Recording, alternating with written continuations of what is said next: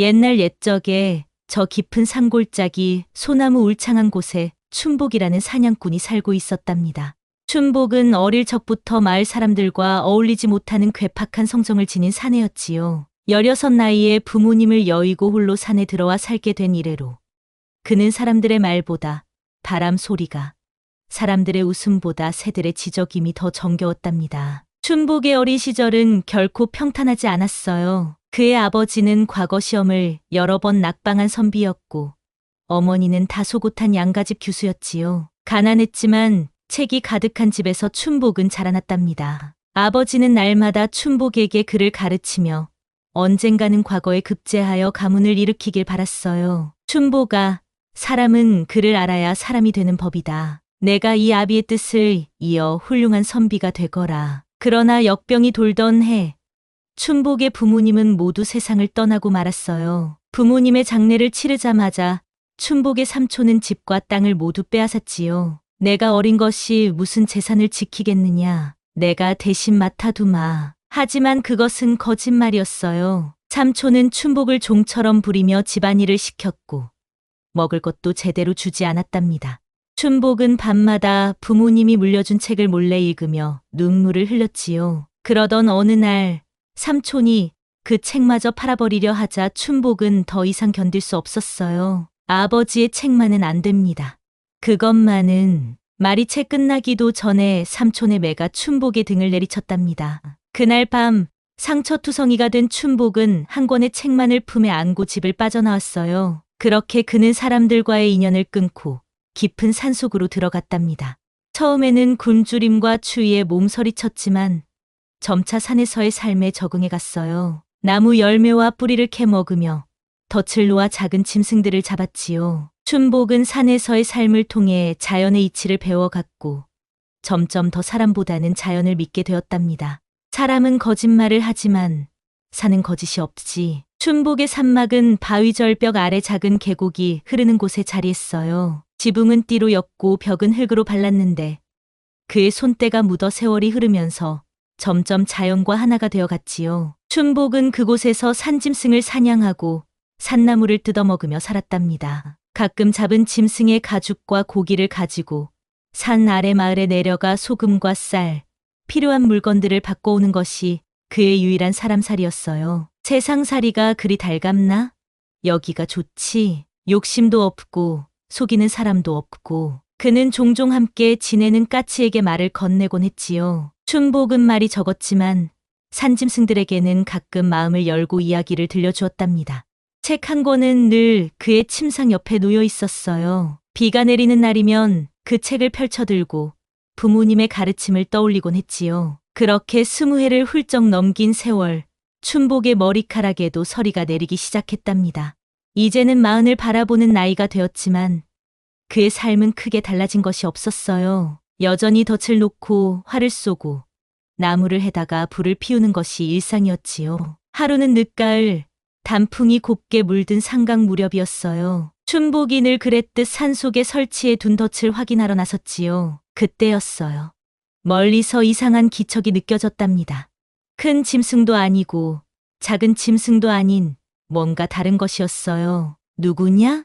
춘복은 활을 꺼내들며 조심스레 소리쳤어요. 대답은 없었지만 풀숲 사이로 무언가 움직이는 것이 보였지요. 천천히 다가가 보니 자신이 설치한 덫에 한 여인이 걸려 있는 것이 아니겠어요? 여인은 초라한 옷차림에 얼굴은 창백하게 질려 있었어요. 머리카락은 헝클어져 있고 치마는 찢어진 채로 그녀는 춘복을 보자 무릎을 꿇은 채 고개를 숙였답니다. 살고 싶습니다. 여인은 떨리는 목소리로 그 말만 반복했어요. 춘복은 난생 처음 이런 상황을 맞닥뜨려 어찌할 바를 몰랐답니다. 사람을 잡으려고 덫을 놓은 것이 아닌데 그것도 여인을. 그는 한참을 망설였어요. 여긴 어떻게 올라온 것이오? 산길도 험한데. 춘복이 물었지만 여인은 살고 싶습니다라는 말만 반복할 뿐이었어요. 그러다 문득 멀리서 개 짖는 소리와 사람들의 외침이 들려왔답니다. 여인은 그 소리에 더욱 공포에 질린 표정을 지었지요. 춘복은 깊은 한숨을 내쉬고는 여인의 발목을 올가맨 덫을 풀어주었어요. 그리고는 아무 말 없이 그녀를 업고 자신의 산막으로 향했답니다. 여인은 가볍게만 느껴졌어요. 마치 오랫동안 제대로 된 식사를 하지 못한 것처럼 말이지요. 산막에 도착한 춘복은 여인을 바닥에 놓아주고 불을 지폈어요. 그리고는 말없이 상처를 치료해주고 물과 먹을 것을 내어주었답니다. 여인은 조심스레 물을 마시더니 작은 목소리로 말했지요. 연이라고 합니다. 제 이름은. 춘복은 그저 고개만 끄덕일 뿐이었어요. 그는 많은 것을 묻고 싶었지만 오랜 세월 혼자 살며 말수가 줄어든 탓에 어떻게 물어야 할지 몰랐답니다. 그래서 그는 그저 불꽃만 바라보았지요. 내일 떠나겠습니다. 덫을 풀어주셔서 감사합니다. 연희가 말했지만 춘복은 그러시게라고만 짧게 대답했어요. 하지만 그날 밤 산 아래에서 횃불을 든 사람들이 오르는 것이 보였답니다. 춘복은 조용히 연희를 깨워 숨게 했지요. 사람들은 밤새 산을 뒤지다가 새벽녘에 돌아갔어요. 그렇게 연희는 하룻밤이 아닌 여러 날을 춘복의 산막에서 지내게 되었답니다. 춘복은 말이 없었고 연희 또한 많은 말을 하지 않았어요. 두 사람은 함께 밥을 먹고 함께 산나무를 뜯으러 다녔지만 대화는 거의 없었지요. 다만 춘복이 사냥을 나가면 연희는 산막을 정돈하고 저녁거리를 준비해 두었답니다. 시간이 흐르면서 두 사람은 말없는 이해 속에 조금씩 가까워져 갔어요. 춘복은 어느 날부터 사냥한 짐승의 가죽으로 연희의 신발을 만들어 주었고 연희는 산에서 따온 열매로 차를 우려 춘복을 기다렸지요. 그들의 산막은 이전보다 따뜻해졌답니다. 하지만 평온은 오래가지 않았어요. 산 아래 마을에서는 사냥꾼이 여자를 숨기고 산다는 소문이 퍼지기 시작했답니다. 마을 사람들은 그 여인이 누군가의 아내거나 딸일 것이라 생각했고 춘복을 의심의 눈초리로 바라보기 시작했지요. 어느 날 춘복이 마을에 내려가 물건을 바꾸러 갔을 때였어요. 마을 사람들이 그를 둘러싸고 캐물었답니다. 산에서 여자와 산다지. 그게 누구의 딸인지 아느냐? 여자를 납치했다는 소문이 있는데 사실이냐? 춘복은 대답하지 않고 마을을 빠져나왔지만 이미 소문은 퍼진 뒤였어요. 마을 장정들이 그를 미행하기 시작했고 산 주변을 서성이며 수색을 시작했지요. 춘복은 연희에게 상황을 알리고 두 사람은 더욱 조심스럽게 지내기 시작했어요. 연희는 춘복에게 자신이 떠나겠다고 여러 번 말했지만 춘복은 매번 아직은 위험하다며 그녀를 말렸답니다. 내가 여기 있으면 당신에게도 위험해요. 그건 내가 걱정할 일이오. 짧은 대화였지만 그 말 속에는 서로에 대한 묘한 정이 담겨 있었지요. 춘복은 처음으로 자신의 외로움을 느꼈고 연희는 처음으로 누군가에게 의지한다는 것이 어떤 느낌인지 알게 되었답니다. 어느 날 저녁 두 사람이 산막에서 조용히 저녁을 먹고 있을 때였어요. 갑자기 밖에서 말발굽 소리와 사람들의 고함 소리가 들려왔답니다. 춘복은 즉시 창밖을 내다보았고 연희는 떨리는 손으로 밥그릇을 내려놓았지요. 포졸들이다. 관아에서 온 것 같소. 춘복의 말에 연희의 얼굴이 창백해졌어요. 그녀는 무릎을 꿇고 고개를 숙였답니다. 이제 끝인가 봐요. 제가 스스로 나가겠습니다. 당신까지 다치게 할 수는 없어요. 그 말을 듣자 춘복의 마음에 이상한 감정이 솟구쳤어요. 오랜 세월 홀로 살며 느껴보지 못한 감정이었지요. 그는 조용히 연희의 어깨를 붙잡았어요. 주무시오. 내가 그들을 맡겠소. 하지만 말을 듣시오. 산막 뒤 동굴로 가시오. 그곳이라면 찾지 못할 것이오. 연희는 망설이다가 고개를 끄덕였어요. 춘복은 그녀가 산막 뒤편 작은 동굴로 숨는 것을 확인한 뒤 깊게 숨을 들이마시고 문을 열었답니다. 문 앞에는 포졸 대여섯 명이 횃불을 들고 서 있었어요. 그들 앞에 선 포교는 춘복을 위아래로 훑어보더니 거만한 목소리로 말했지요. 내가 사냥꾼 춘복이냐? 그렇소. 여자를 숨기고 있다는 제보가 있다. 집 안을 수색하겠다. 춘복은 묵묵히 비켜섰지만 그의 마음속에는 불안이 가득했어요. 만약 연희를 찾아낸다면 포졸들은 산막 안을 헤집고 다니며 물건들을 던지고 깨부쉈답니다. 춘복의 얼굴에는 냉정한 표정만 남아 있었지만 그의 손은 주먹을 꽉 쥐어 하얗게 변해 있었지요. 여자가 없는데도 소문이 있었던 걸 보면 누군가 내 놈을 음해한 것 같구나. 포교가 말했을 때 춘복은 안도의 한숨을 내쉬려 했어요. 그런데 그때였어요. 한 포졸이 문득 산막 뒤쪽을 가리키며 소리쳤답니다. 포교님, 여기 발자국이 있습니다. 누군가 뒤로 도망간 것 같습니다. 춘복의 심장이 미친 듯이 뛰기 시작했어요. 그는 무슨 말을 해야 할지, 어떻게 해야 할지 생각할 겨를도 없었지요. 포교의 날카로운 눈초리가 그를 꿰뚫어 보았답니다. 내 놈, 정말 숨기고 있었구나. 포교의 손짓에 포졸들이 춘복의 양팔을 붙잡았어요. 춘복은 저항하지 않았답니다. 그의 머릿속에는 오직 연희의 안전만이 남아있었기 때문이었지요. 산 뒤쪽을 수색하라. 포교의 명령에 2명의 포졸이 산막 뒤편으로 달려갔어요. 춘복은 숨을 죽이고 기다렸지요. 얼마 후 포졸들이 연희를 끌고 왔답니다.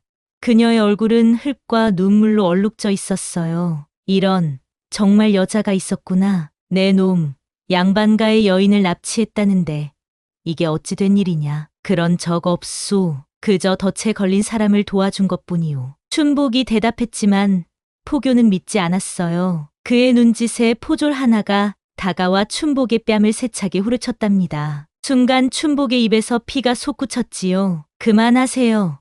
그는 잘못이 없어요. 제가 스스로 여기 숨은 것입니다. 연희가 소리쳤지만 아무도 그녀의 말에 귀 기울이지 않았답니다.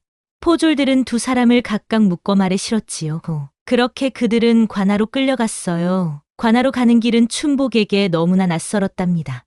수십 년 만에 처음으로 산을 벗어나 사람들 사이로 들어가는 것이었지요. 마을 사람들은 길가에 모여 그와 연희를 구경했어요. 그들의 수군거림과 손가락질이 춘복의 귀에 가시처럼 박혔답니다. 관아에 도착한 후 춘복과 연희는 분리되었어요. 춘복은 죄인을 가두는 곳에 갇혔고 연희는 다른 곳으로 끌려갔지요. 춘복은 밤새 잠을 이루지 못했답니다. 그의 머릿속에는 연희의 안전에 대한 걱정만이 가득했어요. 이튿날 포졸들이 그를 사또 앞으로 끌고 갔답니다. 사또는 높은 의자에 앉아 그를 내려다보았지요. 내가 산속에 숨어 사는 사냥꾼 춘복이라는 자냐? 그렇소. 여인을 납치했다고 하는데 어찌된 일이냐? 춘복은 천천히 깊은 숨을 들이마시고 사실대로 말했어요. 덫에 걸린 여인을 발견한 일, 그녀가 누군가에게 쫓기고 있었던 일, 그리고 그저 도와준 것뿐이라는 사실까지. 그의 차분한 목소리에 사또도 잠시 생각에 잠겼답니다. 그렇다면 그 여인은 누구냐? 왜 산에 숨어 있었느냐? 그건 제가 알지 못합니다.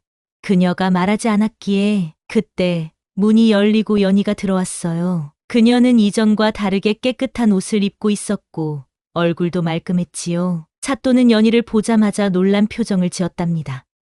너는 양반 김진사의 첩의 딸이 아니냐? 연희는 고개를 숙인 채 대답했어요. 그렇습니다. 사또는 자리에서 일어나 방 안을 서성이더니 이내 탄식을 내뱉었답니다. 그런 일이 있었구나. 사실 연희는 양반댁 첩의 딸이었지만 그 신분으로 늘 천대받고 살았답니다.